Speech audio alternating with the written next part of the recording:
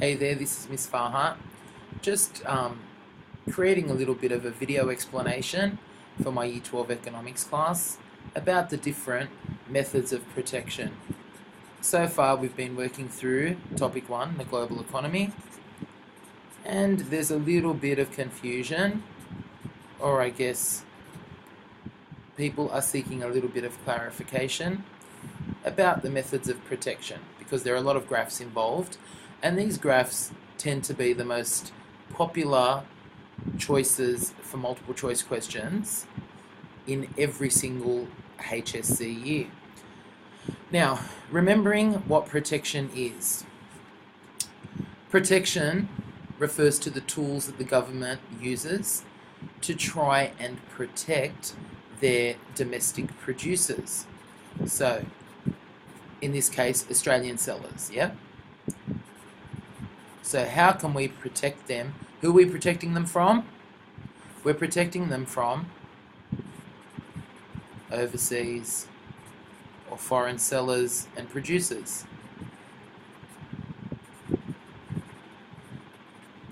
Why do they need protection from them?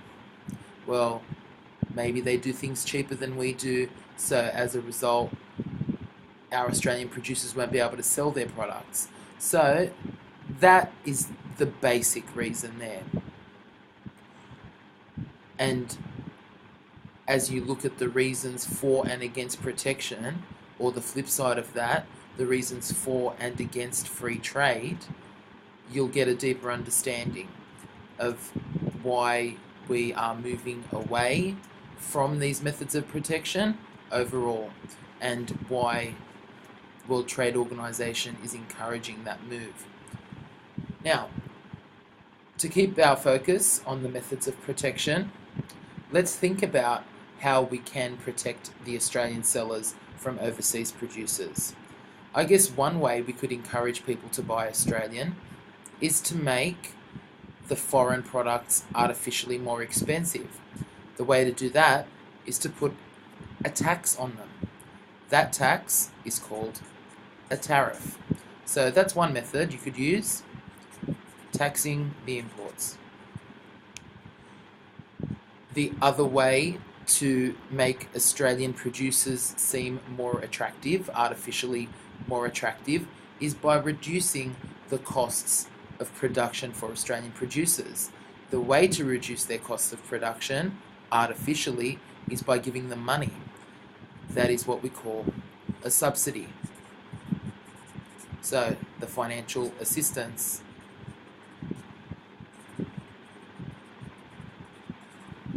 Given to domestic producers.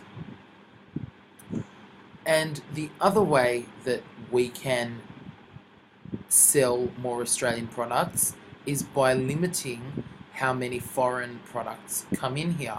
So we can put a quantity restriction on the number of imports coming in, and that is what we call a quota.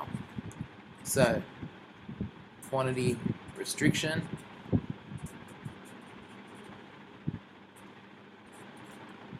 on the volume of imports.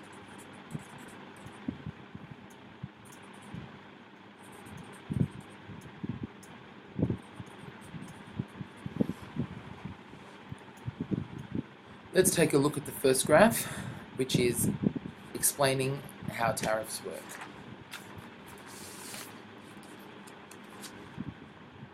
Alright, so remembering that a tariff is a tax on imports.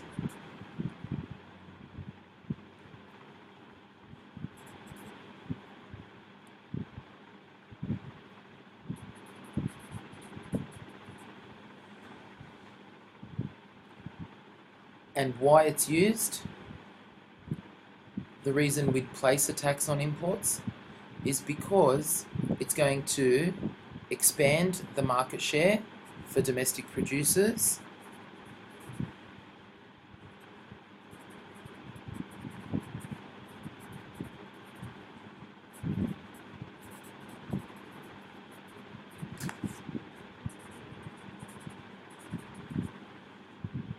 it is going to restrict the number of imports that come in,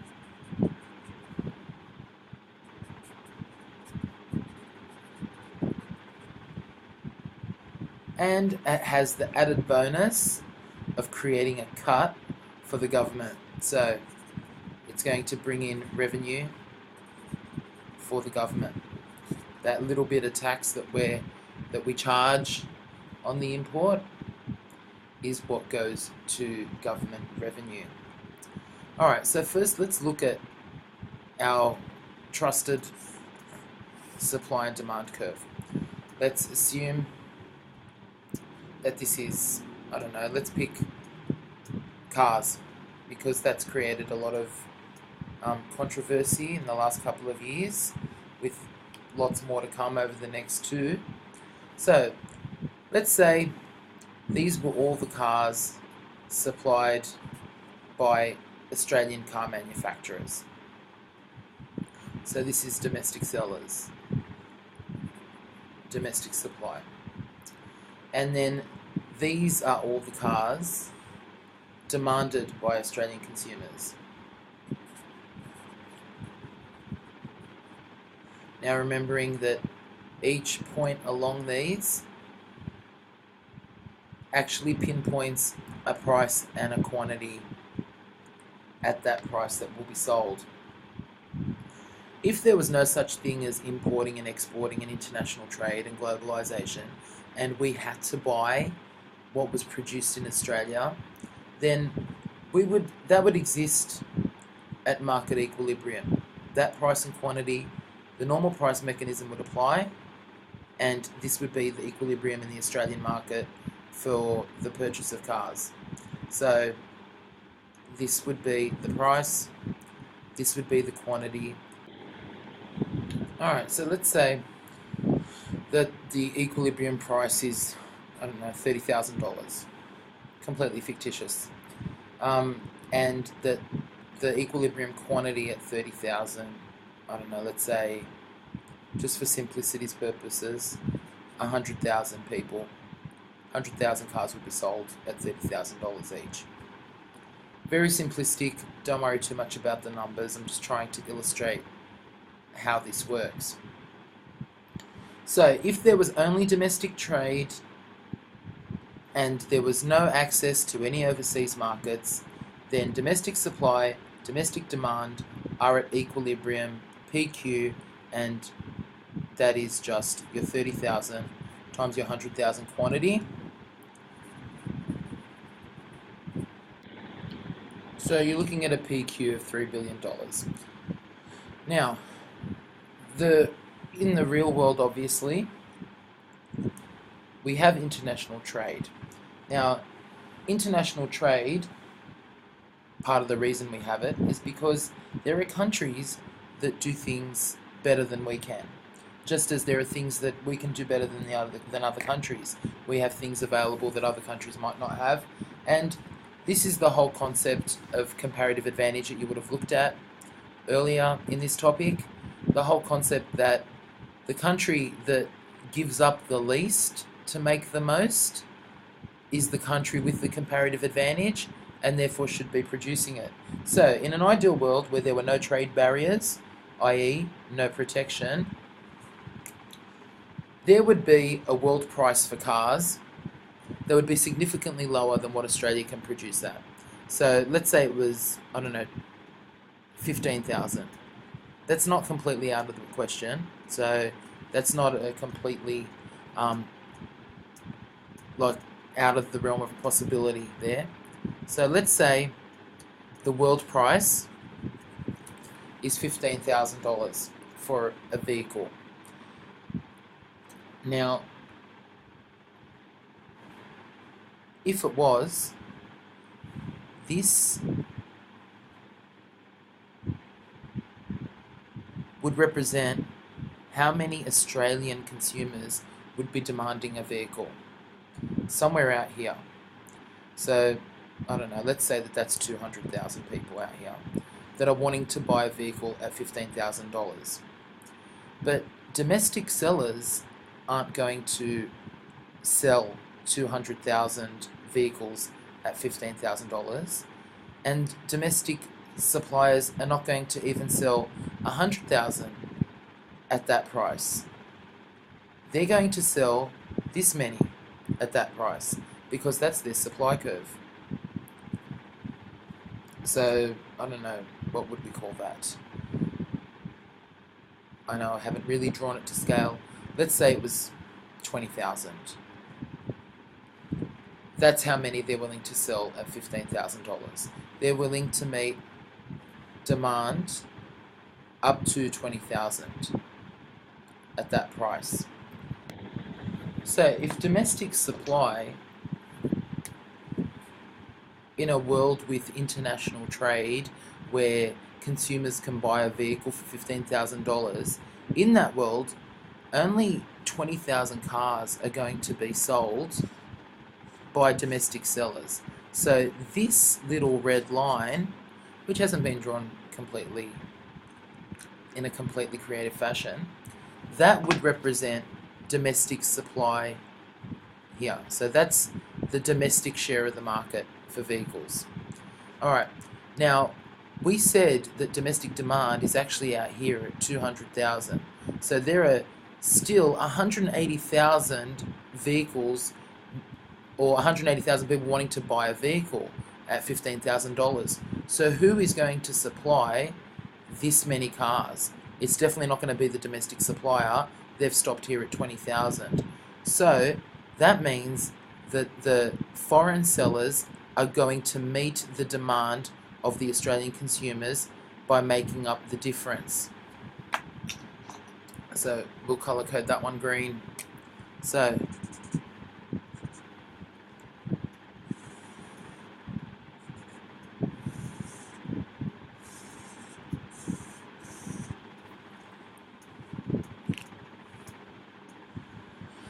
you get what we've done here.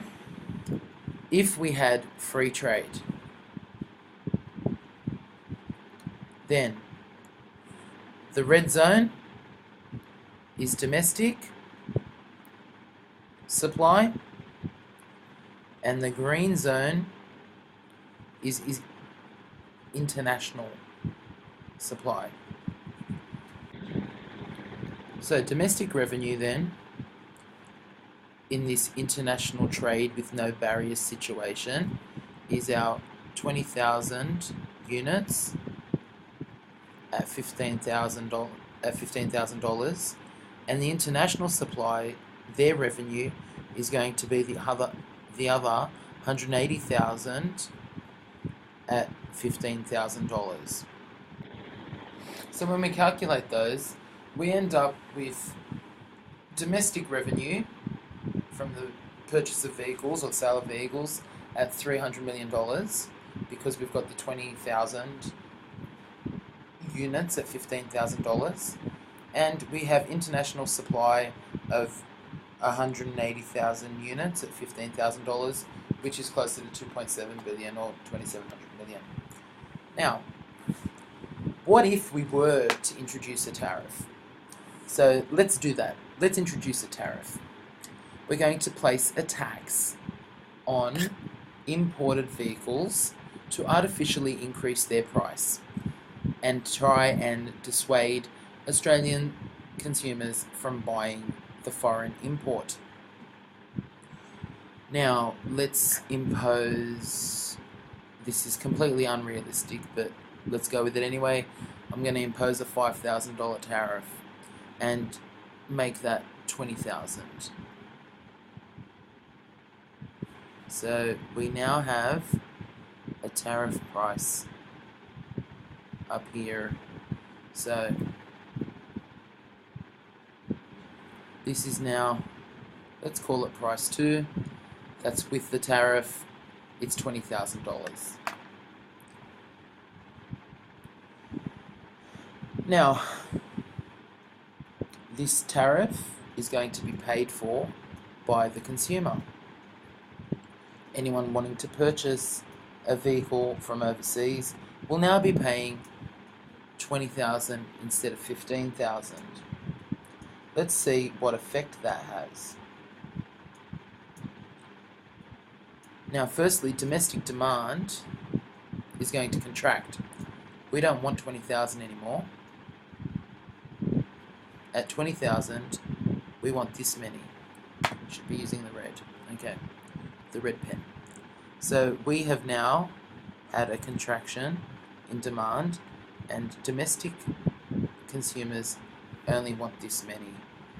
Let's call that, if that was 100, that's 200. Let's call that 150,000 units. Okay, so that's what we want now. That's our new quantity. Domestic suppliers at 20,000, because they know they're competing with a $20,000 price, can actually expand their supply from the old of 20,000 and come out here now. So they are now willing to supply 40,000. So in essence, what we've created here is a larger market share for the domestic market that goes all the way out to here, but we have shrunk the international supply. It's no longer all of this green section. It's no longer going from here to here. It now only exists here. This is the domestic supply, that section there. So let's have a look at those figures. With the tariff,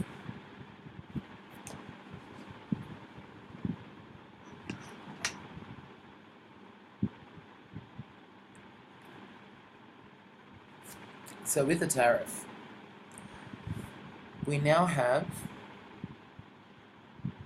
a higher price of $20,000. Domestic sellers, domestic revenue,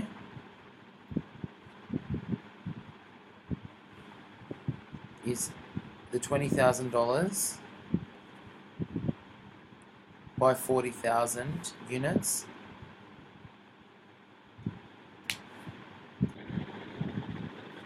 Okay, so with domestic revenue, as I said, we've now increased the market share to 40,000 units at $20,000, which gives them a revenue of $800 million.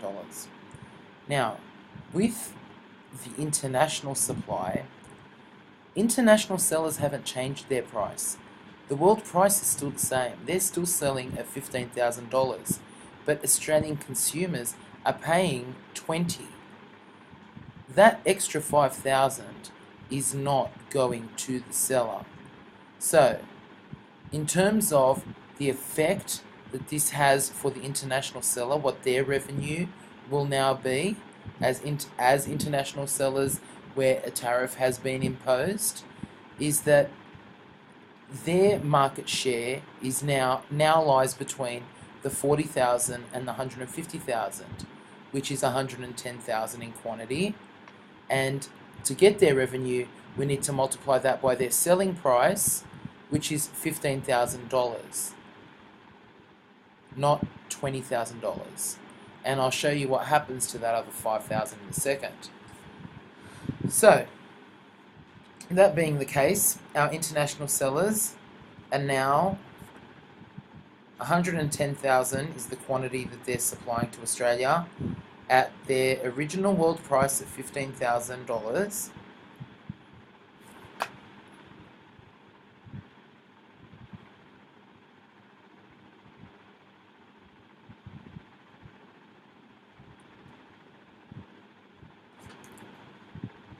So they're now looking at 1.6.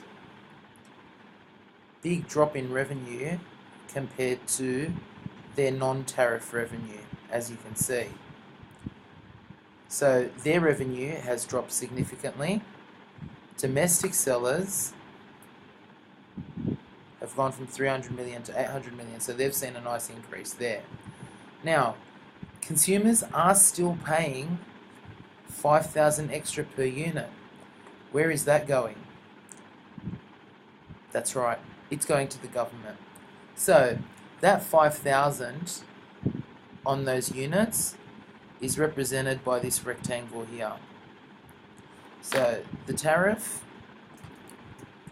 now creates this section of revenue for the government.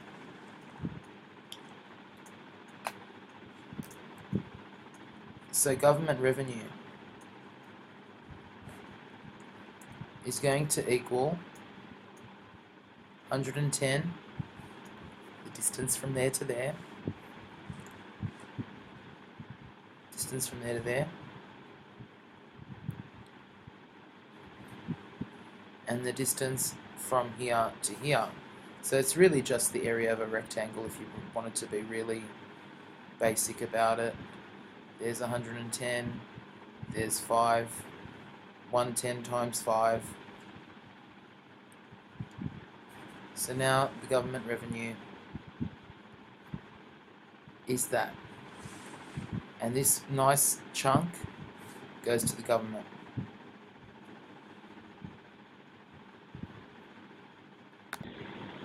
I guess what's interesting to me is that nothing has really changed from that original place where well, lots has changed, but had we left it just a domestic market only, where it was worth $3 billion and 100,000 of us were purchasing a vehicle at $30,000, creating that revenue of $3 billion, we could have left it that way. Except that there were significant benefits for us as consumers in Australia, now open to the world for international trade, with the possibility of purchasing vehicles for $15,000, wider range at much cheaper prices. We were now able to buy for $15,000. And in terms of how much the industry was worth in total, well, we were spending $300 million domestically and $2,700 million internationally, which again still brings us back to that $3 billion mark. Now, what changes once we've introduced the tariff is that we've cut the revenue for international sellers, we've increased the revenue for domestic sellers, and we've created a nice juicy piece of government revenue here. So that's the big difference. Domestically, we've gone from 300 to 800, increasing the domestic sellers' market share. Internationally, we've reduced their share of the market, so it's no longer worth $2,700 million, it's now come down to $1,650. And if you look at these three figures, 550, 1650, 800, it still all adds up to the 3,000, so the 3 billion. So, which was back here. Except now we have some government revenue that they can then go on and spend wisely. Keep an eye out for the next video, which will be an explanation of subsidies. If there are any questions, please post them to the forum and discussion board on our collaborative site.